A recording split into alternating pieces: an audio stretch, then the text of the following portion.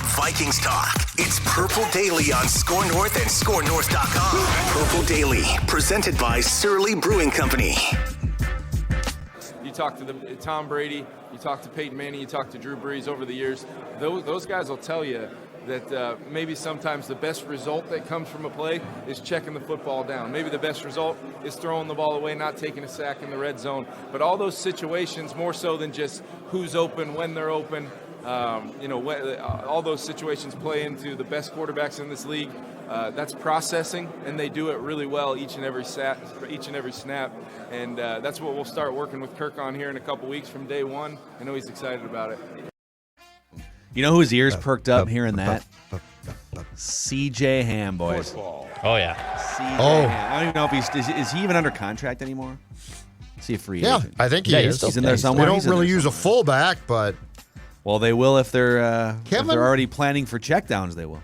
So I've been trying to pinpoint, where does Kevin O'Connell belong? Like, I've been trying to think outside of football. I'm thinking, like, where does he belong? Because, like, he's a young, good-looking guy. He belongs in the new Peacock Saved by the Bell. He should be a teacher who a young student has a crush on. Like, he looks like he could step in with Zach and Slater. Does he not? I could see that. Yeah, I think actually he's more of like Saved by the Bell, the new class or something. If they went back in that direction, you know. Okay. He's like replacement Zach Morris or something. Because he looks like he very easily could have attended Bayside. Yeah. He's a very likable, charming guy, man. Like 100%. And so is Kwesi. It is, if nothing else, and we'll get to some.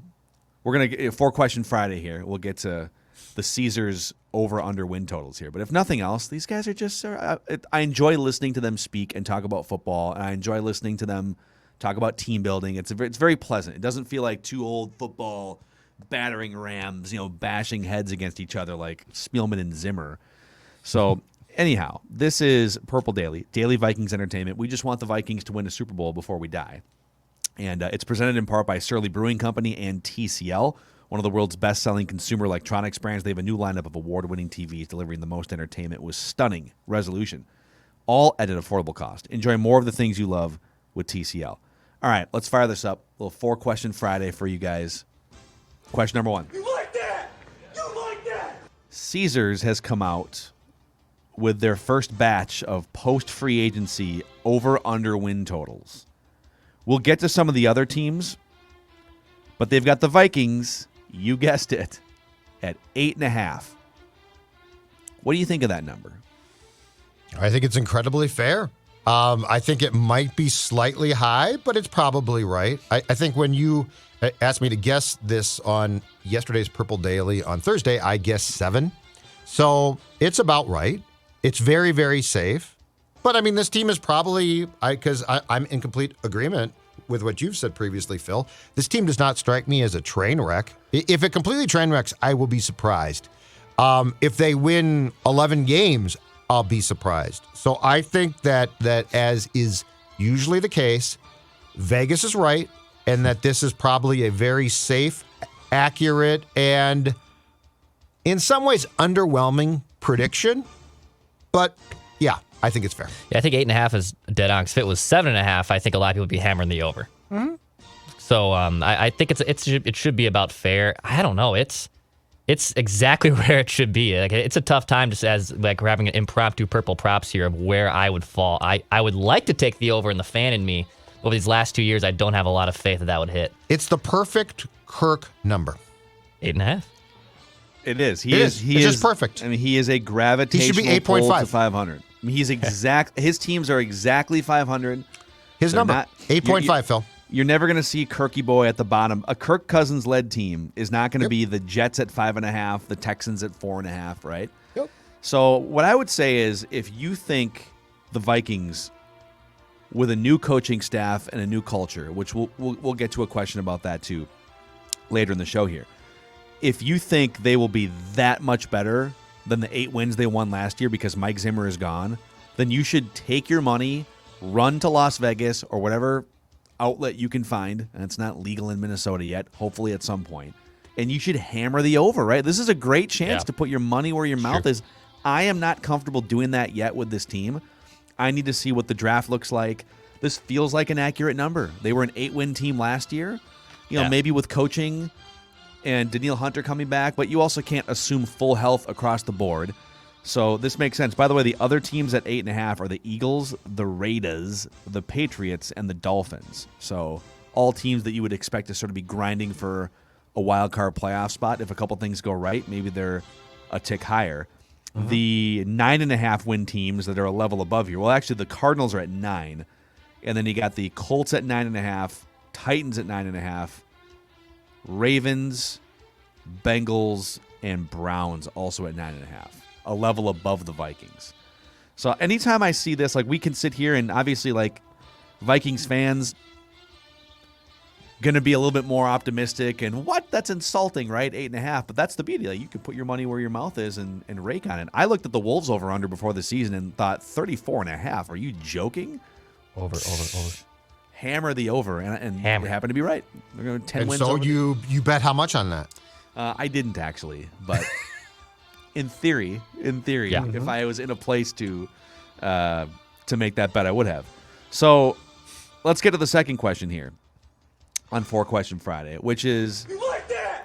You like and I know I sent you guys these in a different order, but the second question here is going to be, how many more wins is coaching and culture worth? Or how many more wins can a change in head coach, coaching staff, and a change in culture be worth to a team that was living in a culture of fear, apparently, in 2021? I put a poll out on Twitter a couple days ago and said, all right, the Vikings won 8 games last year. The roster is remaining largely the same. How many additional wins will Kevin O'Connell and a new culture be worth in 2022? 48% of people said 1 to 2 more wins. 38% of people said 3 to 5 more wins. So almost 40% of people said 3 to 5 more wins. Right. And then 14% of people said fewer wins, actually. It'll be worse. So how many more wins do you think for this Vikings team, and or just in general, can a coaching change and a new culture be worth? Well, I think in the change to KOC, there's a couple things at play here. One is, yes, flat out culture of fear. You're not living in fear now. Oh, my job.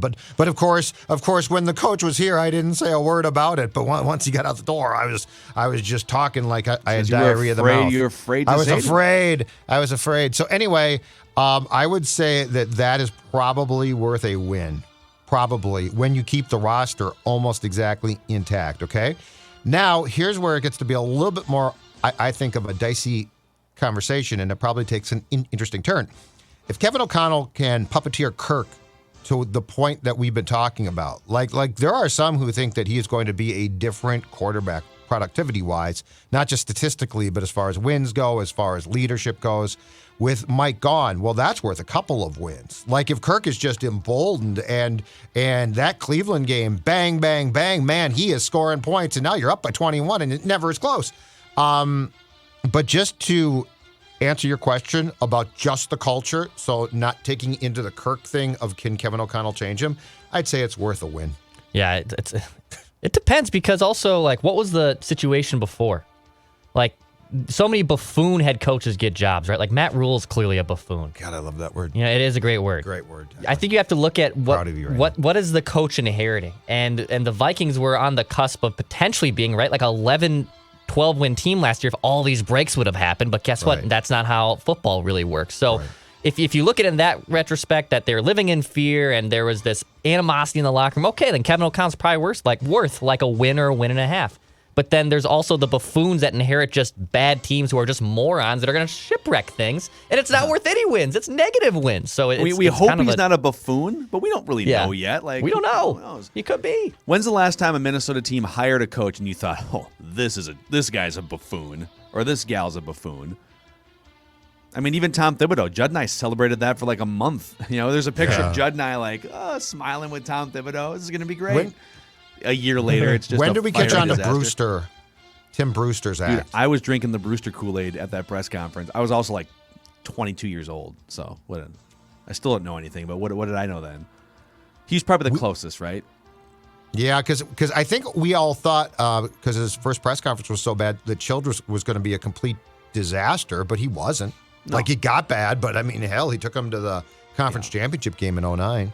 So let me give you a few recent examples in NFL and Vikings history of, okay, you fire a coach because things aren't going well, and you bring back mostly the same roster with some changes here and there and a couple new draft picks.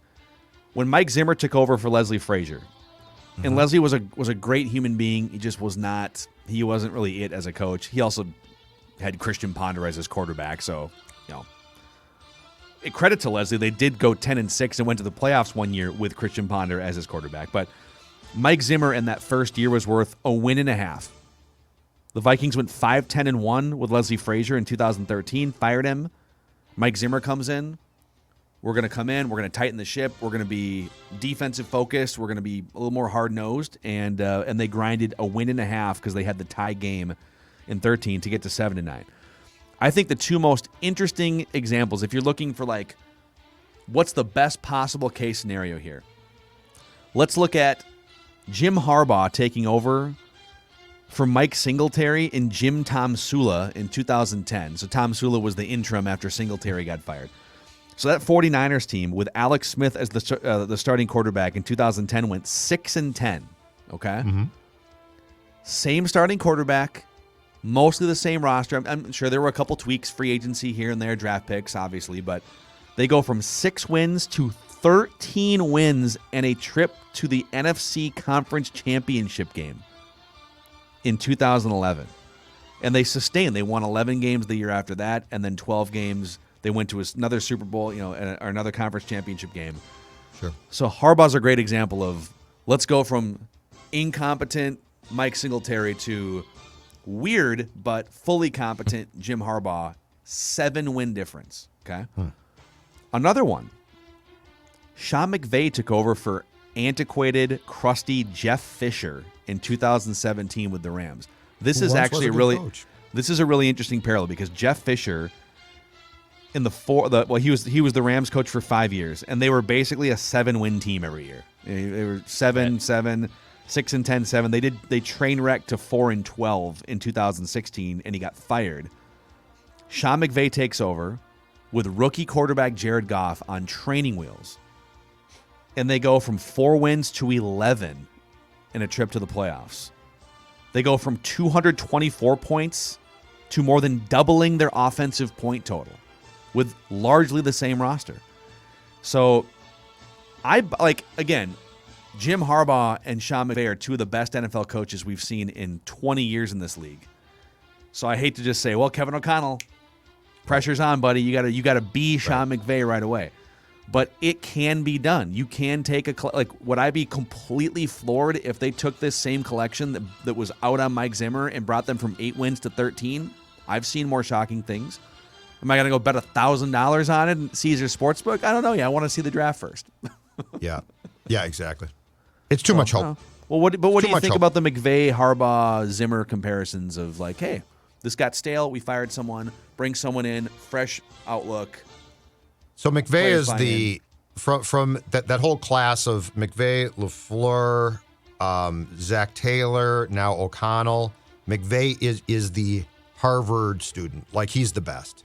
So again, you're hoping that O'Connell can be that, but that's a potential reach right there. The thing with Goff that I keep saying is the advantage that a very, very, very, I just want to be clear here, good coach in McVay had was he could literally tell him everything to do, and Goff would do it. Kirk is 34. Kirk is a far superior quarterback. Kirk's going to have ideas. I'm just saying this all comes back to me to be hope. And I don't want to base my philosophy and team in hope.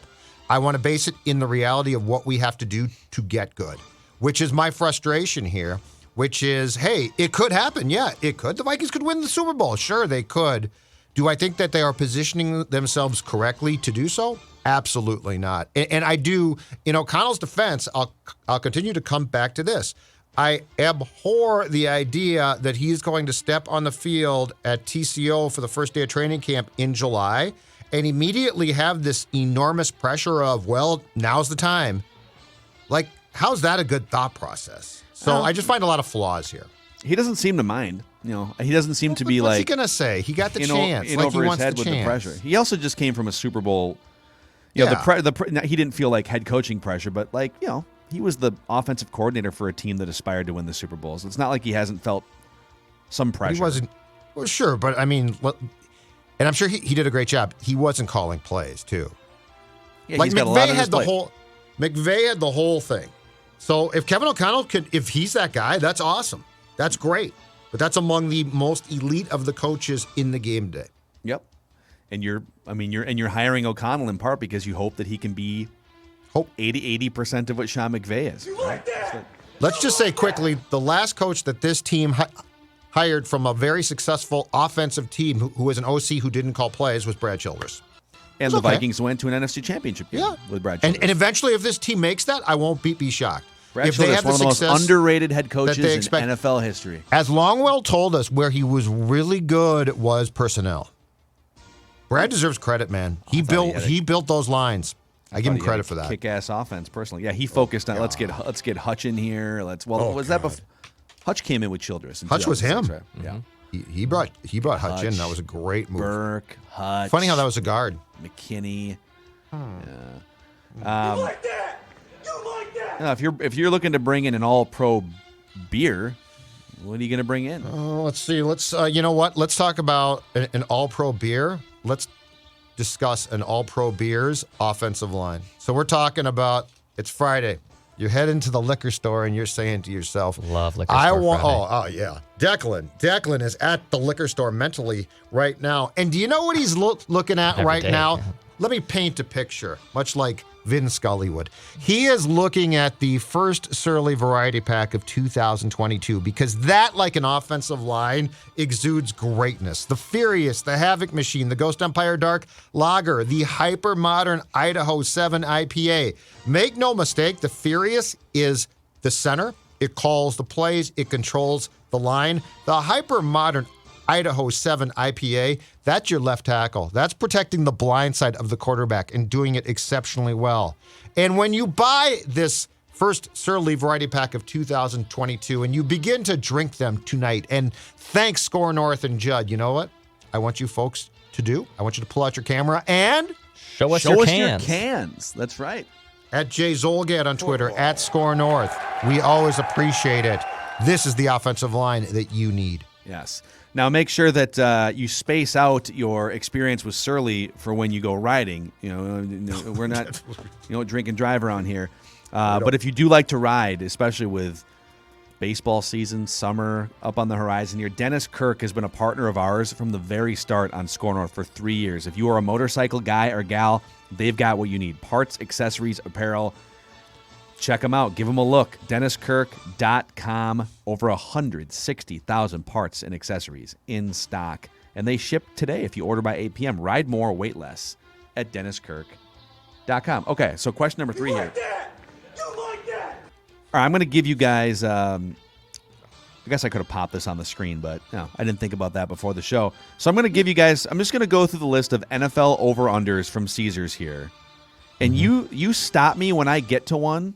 Either one of you guys, and it can be multiple, but I'm gonna go through, and you stop me when you get to one that you feel like is off.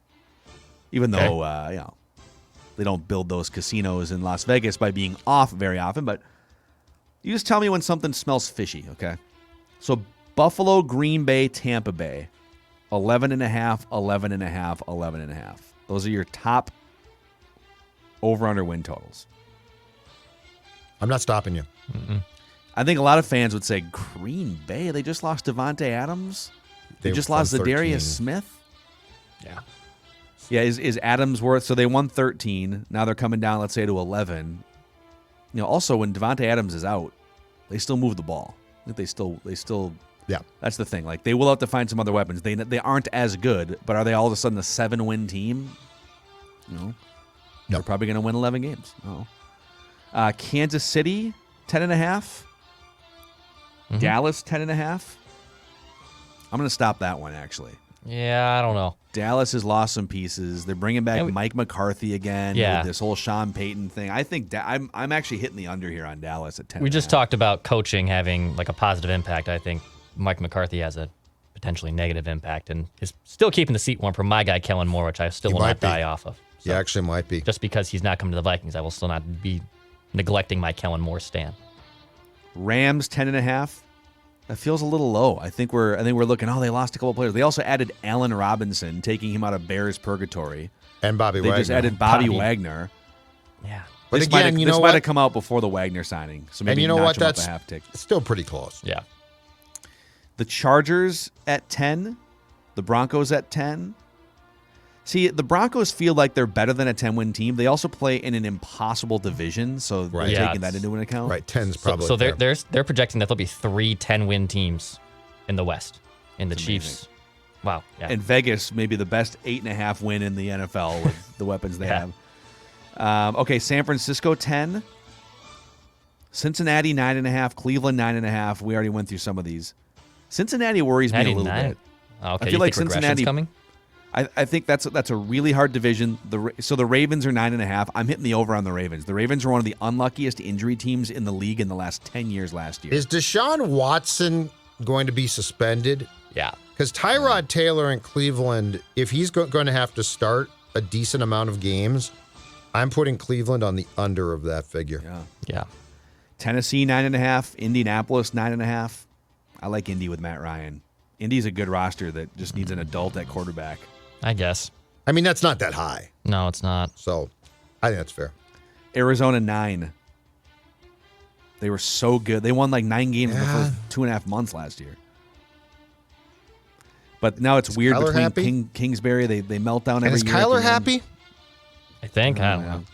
Kyler strikes me as sort of an odd duck now that we know more about him. Philly, Minnesota, Las Vegas, New England, Miami, all 8.5. 8.5 seems a little high for Miami. Ooh, I could see it being. I feel like There's- I feel like it's Mike boom is or it Mike bust. McDaniel? Is that the new coach? Yeah. Yes. I feel like he is a coordinator who tells jokes. Yeah. I think he's going to There's- be a train wreck as a head coach.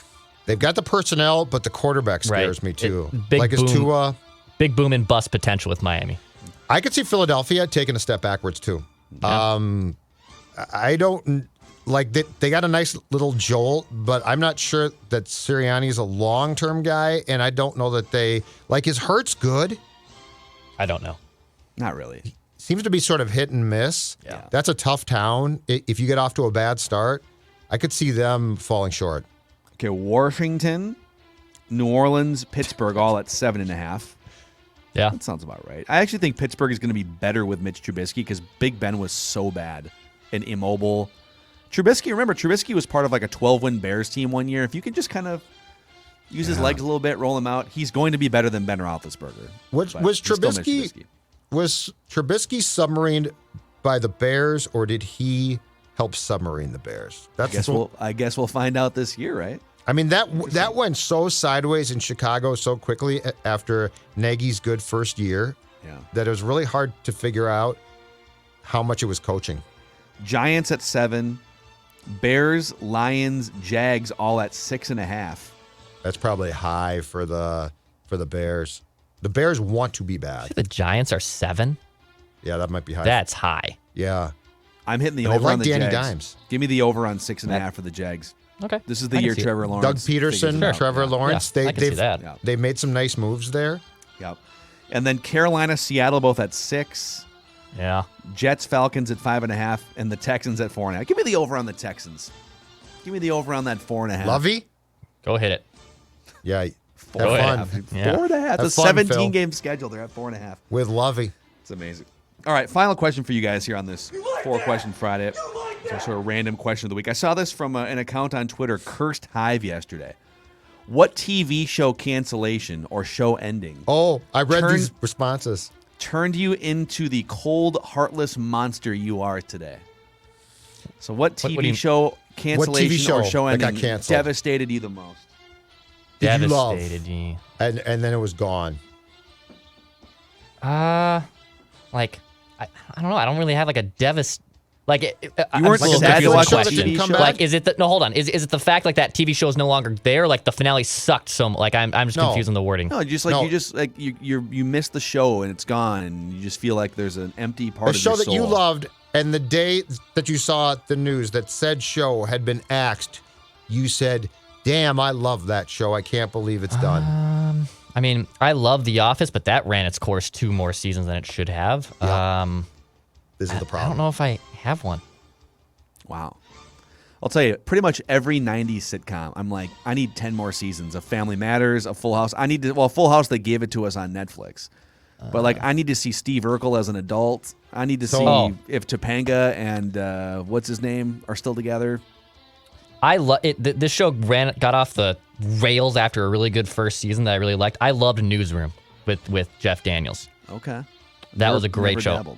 Sam Waterston. And your guy Watterson is the news director. Drunk. It got completely unhinged by the second and I think I made it 3 seasons, but the first season was so good, and then the second and third ones just, ugh. But I want a reboot of it. I do want a reboot. So this is why what Declan just said, and it took me years to come to this conclusion. And new shows now are very smart. I used to think, oh my God, I love that show. It should have gone on. It should have gone on. But then you realize, especially with streaming shows, they're kept short for a reason. They're better that way. Yeah, they Yes. So I would actually say that the 2022 Judd can't give you a show, because the reality is if you force the writers to condense, it helps the show. Yeah, like these primetime shows on like AB, and I get into the ABC shows too. Yep. Scandal was one of my favorite ones for 5 or 6 years, where it was all about the inner workings of the presidency and stuff. But they're doing like 24 episodes per season. Too much. And I still was sad when it got canceled. But yeah. Right, but the point is, the quality of the writing is actually improved sometimes by the shortness of the run of the show. Agreed. It's easier. It's easier to what do they say? It's writing long. You think, I write 2,000 words of something. It's usually garbage unless you cut it down to 500 words. And the same can be true for TV shows. Where they just go like there's a show right now on ABC we've been watching for 5 seasons. No, I think you're good in 2,000 words. There's a show called A Million Little Things. Yeah. I mean, little things. And Don still watches enjoy that. it, but like every time we watch a new episode that's not that great, we're like, why are we still watching this? No, because we're committed. We're like It's 5 very seasons depressing. committed. Well, like This Is Us, like that was such an Another awesome depressing first 3 show. seasons, but then it was just like, all right, guys, and they're on the last one now, but it just It's home stretch Come on. time now. But what I don't get is this Wrap one. it How did they keep that show Wrap it up. going once the reveal was done of the dad's death? because Why did they keep it going? Right, they kept bringing it back of other things that happened in their childhood. They're filling in all the cracks. Yeah. But they are. I mean, this is they're done in like a month. So Yeah. The poor crockpot folks, too. Who did they ever hurt? spoiler alert. Wow. Yeah. If you haven't seen it by now, you don't. That drives me crazy. Spoiler alert. If we get past like 3 years and you haven't seen it, spoiler alert is in play. It's on Yeah. you. Yeah. So all right. Well, hit us up. What are the shows that you feel devastated by that are no longer with us? That ruined your life? Hit us up. Purple Daily The 98 YouTube Vikings. channel. I was glad that The got 2009 canceled. Vikings. Well, actually, I wasn't glad that got canceled because we definitely needed one more episode of that 98. Exactly. They yanked it off the air. So, all right, that's a wrap. Purple Daily. Subscribe to our Purple Daily YouTube channel. We just hit 25,000 earlier in the week, so thank you guys, and we'll see you tomorrow.